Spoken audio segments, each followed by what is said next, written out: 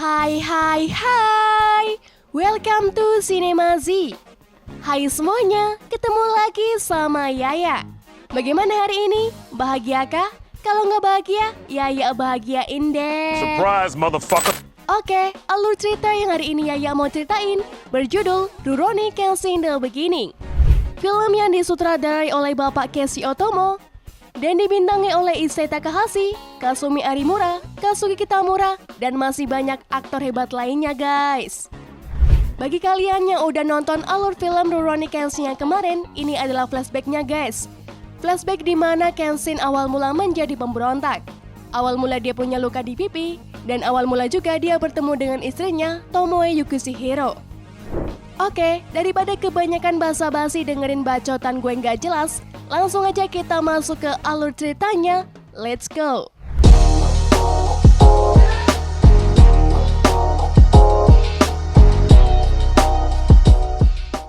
Di awal film di Kyoto tahun 1864, di wilayah kediaman Tsushima, terlihat Kenshin sedang diikat dan diinterogasi oleh beberapa orang samurai. Tiba-tiba, Kenshin menggigit telinga orang samurai hingga putus. Kemudian ia mengambil sebuah pedang dengan mulutnya.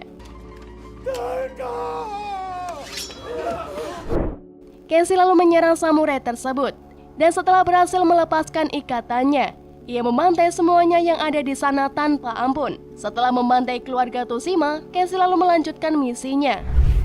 Beberapa saat kemudian, Saito Hachime bersama pasukan Shinsengumi datang ke kediamannya Tsushima. Mereka melihat semua keluarga Tsushima yang merupakan pendukung Shogun tewas secara mengenaskan. Saito yang menyadari bahwa ini adalah perbuatan Batausei sang pembunuh berdarah dingin. Di sisi lain, di tengah jalan Kenshin menghadang lalu menyerang beberapa pejabat pendukung Shogun. Dengan cepat, Kenshin membantai mereka. Namun, ada seorang Shogun yang masih mampu bangkit dan berkata ia tak boleh mati karena ada seseorang yang dia cintai. Kenshin menyebutkan pedangnya berkali-kali, namun ternyata orang tersebut masih hidup.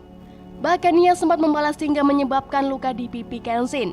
Pada saat itu, Kenshin benar-benar tak memiliki belas kasihan. Ia menusukkan pedangnya dan akhirnya orang itu tewas. Setelah itu, Kenshin melemparkan secari kertas yang bertuliskan Jisu atau perintah eksekusi. Kenshin kembali ke penginapan Kohagia. Di sana, Kenshin tinggal bersama pemberontak Chosu. Kenshin menemui pemimpin Chosu yang bernama Kodoro Katsura. Kenshin berkata bahwa ia telah membunuh ratusan orang selama 6 bulan terakhir. Namun Katsura mengkhawatirkan polisi Shinsengumi, atau yang biasa disebut Serigala Mibu, yaitu pasukan terbaik yang dimiliki Shogun. Ia meminta Kenshin untuk berhati-hati. Kemudian Kenshin pun pergi meninggalkan tempat itu. Kita flashback ke 1 tahun sebelumnya guys, di mana Kenshin baru bergabung dengan pasukan pemberontak Chosu. Terlihat para sekelompok Chosu sedang latihan bela diri dan berperang. Sahabat Katsura yang bernama Shinsaku berkata bahwa siapapun boleh bergabung asalkan bisa menggunakan pedang. Kenshin yang baru bergabung ditantang oleh seorang anggota Chosu. Kenshin berkata kalau dia tidak mau melawan orang yang mau berjuang bersamanya.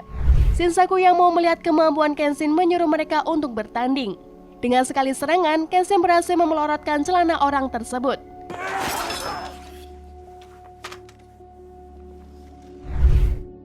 Shinsaku kagum melihat kemampuan Kenshin, lalu menanyakan jurus yang digunakannya.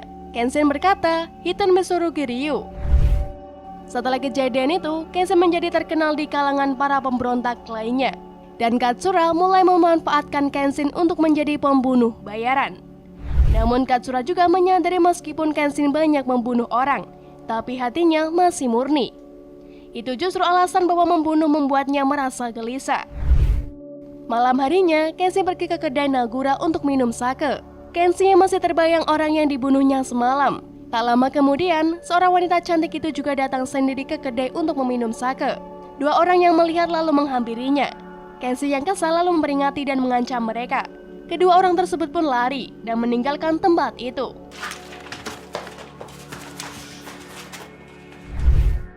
Wanita tersebut meneruskan minumnya dan seolah-olah tidak terjadi apa-apa.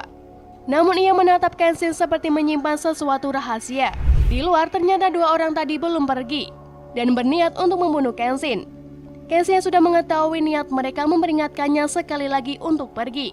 Namun mereka tak memedulikannya.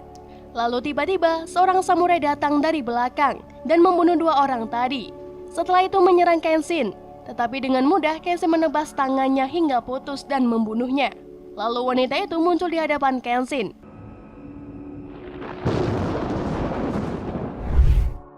Ia keluar bermaksud untuk berterima kasih pada Kenshin. Namun tak disangka ia terkejut melihat Kenshin yang baru saja membunuh orang. Kemudian wanita itu pun pingsan. Kenshin membawanya ke penginapan Kohagia. Keesokan harinya, Kenshin melihat wanita itu sudah bangun dari pingsannya. Kenshin penasaran lalu menanyakan namanya. Wanita itu menjawab namanya adalah Tomoe Yukishiro. Kemudian wanita itu pergi untuk memperkenalkan namanya ke semua orang. Tomoe berkata bahwa mulai sekarang dia bekerja di tempat tersebut. Namun Kenshin merasa keberadaan Tomoe di sana akan menjadi masalah. Kenshin menyuruhnya untuk pulang ke rumahnya. Tomoe berkata bahwa tidak punya keluarga lagi. Namun Kenshin tetap menyuruhnya pergi. Tomoe bertanya, jika ia menyebut pedang apakah Kenshin juga akan membunuhnya seperti semalam. Dia bilang kalau dia tak membunuh sembarang orang. Tujuannya membunuh adalah untuk membawa era baru yang damai. Lalu Tomoe pun pergi untuk melanjutkan pekerjaannya. Di scene lain, Katsuraya mengetahui Kenshin diserang semalam. Ia mencurigai bahwa ada pengkhianatan di antara mereka. Kemudian malam itu juga Kenshin kembali menyerang para pendukung Shogun yang sedang berkumpul. Sementara Tomoe setiap malam menuliskan perasaannya di buku hariannya. Saat Kenshin pulang, Tomoe bertanya apakah Kenshin akan terus membunuh. Kenshin pun hanya terdiam. Keesokan paginya, Tomoe menjalankan aktivitas seperti biasanya. Dia sangat rajin membantu di penginapan tersebut. Namun tak pernah terlihat Tomoe tersenyum sedikit pun. Orang-orang di sana selalu mengejek Kenshin dan Tomoe seperti suami istri. Karena Tomoe selalu memperhatikan Kenshin dibandingkan yang lainnya. Karena sikapnya yang aneh membuat Katsura mencurigai Tomoe sebagai mata-mata musuh. Namun tak ada bukti yang kuat bahwa Tomoe menghubungi siapapun. Kemudian Katsura menemui Tomoe di kamarnya agar Tomoe jangan jadi penghalang bagi Kenshin untuk mewujudkan era baru. Sementara itu, seorang pandai besi bernama Sakuarai terlihat sedang membuat pedang. Dialah yang nantinya akan membuat pedang bermata terbalik untuk Kenshin. Keesokan harinya, Tomoe mengajak Kenshin untuk jalan-jalan keluar.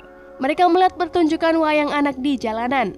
Tomoe bertanya apakah Kenshin akan terus mengorbankan nyawa banyak orang dengan pedangnya dan membunuh untuk mencapai tujuannya. Kenshin berkata hal itu dilakukan agar zaman berubah menuju era baru yang damai. Lalu ia pun pergi meninggalkan Tomoe. Namun di tengah jalan, Kenshin merenungkan kata-kata Tomoe. Shin berpindah ke markas besar kepolisian Shinsengumi. Komandan pasukan Kondisiami berhasil menangkap salah seorang pemberontak Chosu yang bernama Furutaka. Saito juga mengetahui rencana mereka yang ingin membakar istana dan membawa kaisar ke Chosu. Malamnya, Kondo memerintahkan pasukannya untuk menangkap orang-orang Chosu hidup atau mati. Kenshin mengetahui kabar tersebut lalu bergegas menuju penginapan Ikedaya, di mana para pemberontak Chosu sedang merencanakan penyerangan mereka ke istana. Tak lama kemudian, polisi Shinsengumi sampai di penginapan Ikedaya. Mereka langsung masuk ke dalam dan membantai semua pemberontak Chosu di sana. Seorang pemberontak yang kabur berhasil dikejar oleh Shoji Okita, Kapten 1 Shinsengumi. Saat dia akan membunuhnya, tiba-tiba Kenshin datang dan mencegahnya. Lalu mereka berdua pun bertarung.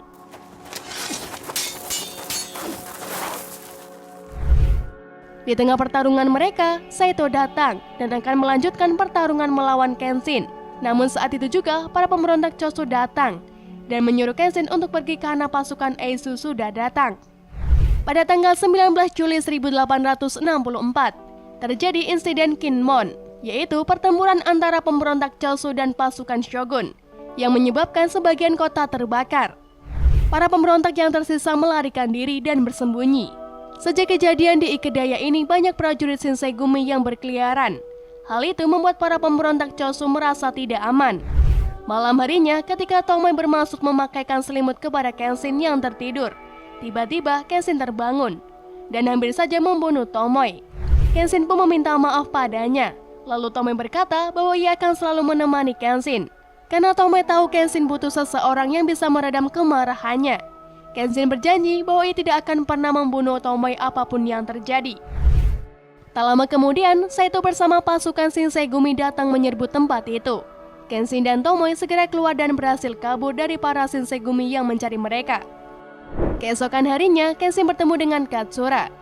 Karena keadaan sekarang sangat tidak aman, Katsura menyuruh Kenshin untuk bersembunyi sementara waktu di sebuah desa di luar Kyoto. Katsura juga meminta Tomoe untuk tinggal bersama Kenshin dan berpura-pura menjadi pasangan suami istri, agar tidak ada yang mencurigai mereka. Setelah Katsura pergi, Kenshin dengan tulus meminta Tomoe untuk tinggal bersamanya. Bukan hanya sekedar berpura-pura, melainkan menjadi pendamping hidupnya selama-lamanya, dan Tomoe pun menyetujuinya. Kenshin mengajak Tomoe ke sebuah desa, dan mereka tinggal di sebuah gubuk sederhana. Untuk memenuhi kebutuhan hidupnya, Kenshin bekerja sebagai petani. Ia menanam sayur-sayuran untuk mereka makan. Tomoe pun dengan setia dan ikhlas membantu Kenshin. Mereka berdua hidup dalam kesederhanaan. Beberapa hari berlalu, Kenshin berkata bahwa sejak ia tinggal bersama Tomoe, dirinya merasakan kebahagiaan yang tidak pernah ia rasakan sebelumnya. Suatu ketika, anak buah Katsura yang bernama Lizuka datang ke tempat Kenshin untuk memberikan uang saku dan ramuan untuk dijual. Kemudian ia pun pergi meninggalkan tempat itu. Di tengah jalan, Isuka berbelok menuju ke suatu tempat. Rupanya, selama ini menjadi mata-mata ialah Lizuka. Dia menemui Katsumi, pemimpin Yaminobu, dan melaporkan segala hal tentang Kenshin. Salah satu anak buah yang bernama Katage tak sengaja melihat dan mengikuti Lizuka. Naas ia ketahuan dan diburu oleh anak buah Katsumi. Kemudian Katsumi menyuruh Eni si kecil menjalankan rencana mereka untuk menyingkirkan Batosai. Keesokan harinya, Tomoe terkejut melihat adiknya Enishi datang menemuinya. Setelah mereka saling bertanya kabar, Enishi berkata bahwa sekarang adalah saatnya yang tepat untuk membunuh Kenshin. Tak lama kemudian, Kenshin yang baru pulang melihat Enishi dengan wajah penuh amarah setelah Enishi pergi. Tomoe memberitahu Kenshin mengenai adiknya tersebut. Keesokan harinya, Tomoe memberitahu Kenshin hal yang sebenarnya mengenai dirinya dan keluarganya. Dia berasal dari keluarga sederhana. Ayahnya adalah seorang samurai berpangkat rendah. Ibunya telah lama meninggal setelah Enishi lahir. Karena tak mengenal ibunya sejak lahir, Enishi bersikap pendendam. Tomoe melanjutkan, ia pernah bertunangan dan akan menikah dengan seseorang teman masa kecilnya. Namun calon suaminya itu tewas oleh seseorang pembunuh bayaran. Tomoe tak kuasa menahan tangisnya saat bercerita tentang masa lalunya. Melihat itu, Kenshin pun segera menenangkan Tomoe.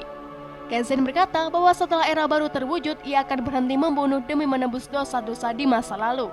Kenshin juga berjanji akan menggantikan kebahagiaan Tomoe yang pernah hilang. Tomoe pun tersenyum mendengar ketulusan hati Kenshin. Keesokan harinya, setelah menuliskan di buku catatannya, Tomoe pergi ke tempat Yaminobu dengan membawa pedang. Yaminobu adalah sekelompok pembunuh yang disebut Aniwa Bansu. Mereka berencana membunuh Kenshin dengan memanfaatkan Tomoe untuk mencari kelemahan Kenshin. Sementara Kenshin yang menemukan buku harian Tomoe, yang menyadari bahwa tunangan Tomoe adalah Kiyosato, orang yang dibunuhnya dan meninggalkan bekas luka goresan di pipinya. Tomoe yang awalnya ingin membunuh Kenshin untuk membalaskan Kiyosato, kini hatinya sepenuhnya telah memaafkan dan mencintai Kenshin. Sesampainya di sana, Tomoe bermaksud membunuh Katsumi. Namun dengan mudah Katsumi menjatuhkan Tomoe. Kenshin yang merasa hancur hatinya setelah mengetahui kebenaran dari buku harian Tomoe. Ia pun berjalan keluar untuk mencari Tomoe. Di tengah jalan, anak buah Katsumi yang bernama Takaju menyerang Kenshin dengan panahnya dan juga jebakan-jebakan yang sudah disiapkannya. Beruntung Kenshin masih bisa menghindarinya, walaupun Kenshin terluka. Bahkan ia berhasil menebas tangan Takaju. Lalu Takaju membawa Kenshin ke suatu tempat dan meledakkan dirinya sendiri.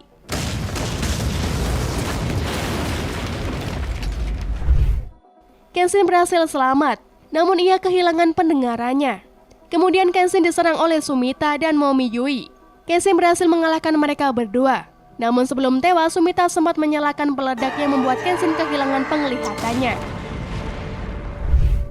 Setelah anak buahnya tewas, Katsumi lalu turun tangan sendiri untuk membunuh Kenshin. Katsumi memanfaatkan kondisi Kenshin yang tidak memungkinkan tersebut. Kenshin benar-benar tak berdaya menghadapi Katsumi. Saat Katsumi bersiap menghabisi Kenshin, Kenshin membiarkan bahunya terkena sabetan.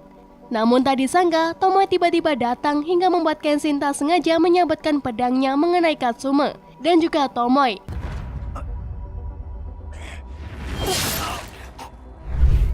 Perlahan-lahan Kenshin dapat melihat kembali. Ia menghampiri Tomoe yang sekarat. Lalu Tomoe mengambil sebuah pedang kecil dan menggoreskannya ke pipi Kenshin hingga terluka dan membuat tanda silang di pipinya. Seraya meminta maaf, Tomoe lalu menghembuskan nafas terakhirnya. Saat kembali ke rumahnya, di sana sudah ada Katsura yang berkata bahwa ia telah menyuruh orang untuk mengejar Rizuka mata-mata yang sebenarnya. Katsura juga berkata bahwa dia juga sudah memiliki pembunuh bayaran yang baru. Lalu ia menanyakan langkah Kenshin selanjutnya. Kenshin berkata bahwa ia masih akan terus berjuang mengalahkan Shogun demi era baru. Namun setelah itu, ia bersumpah tidak pernah membunuh lagi demi janjinya kepada Tomoe. Katsura menghormati keputusan Kenshin dan ia pergi meninggalkan tempat itu. Kemudian Kenshin masuk ke dalam. Ia duduk di samping mayat Tomoe sambil membaca buku hariannya. Setelah itu Kenshin berkata pada Tomoe untuk terakhir kalinya. Kemudian jasad Tomoe dikremasikan bersama rumahnya. Singkat cerita, 19 Januari 1868, di Kyoto terjadi pertempuran Toba Fushimi antara pasukan pendukung pemerintahan kekaisaran dan pasukan pendukung keshogunan Tokugawa yang dipimpin oleh Heijime Saito. Seorang muncul dengan tanda silang di pipinya. Dialah Kenshin sang Batosai. Dengan cepat ia memantai semua pasukan shogun. Tak lama kemudian terlihat panji kekaisaran dan teriakan kemenangan menandakan bahwa pasukan shogun telah kalah dan era baru pun dimulai. Saito yang melihat Kenshin berkata bahwa ini belum berakhir. Namun Kenshin menancapkan pedangnya di tanah dan ia berjalan pergi meninggalkan Saito karena ia berjanji tak akan membunuh lagi setelah era baru terwujud. Berakhirlah alur cerita Rurouni Kenshin The Beginning, guys. Bagaimana menurut kalian? Kalian mau Mimin bawain alur cerita apa lagi nih? Komen aja di bawah ya. Oke, gue Yaya pamit undur diri, mau check out Shopee lagi guys. And see you, bye-bye.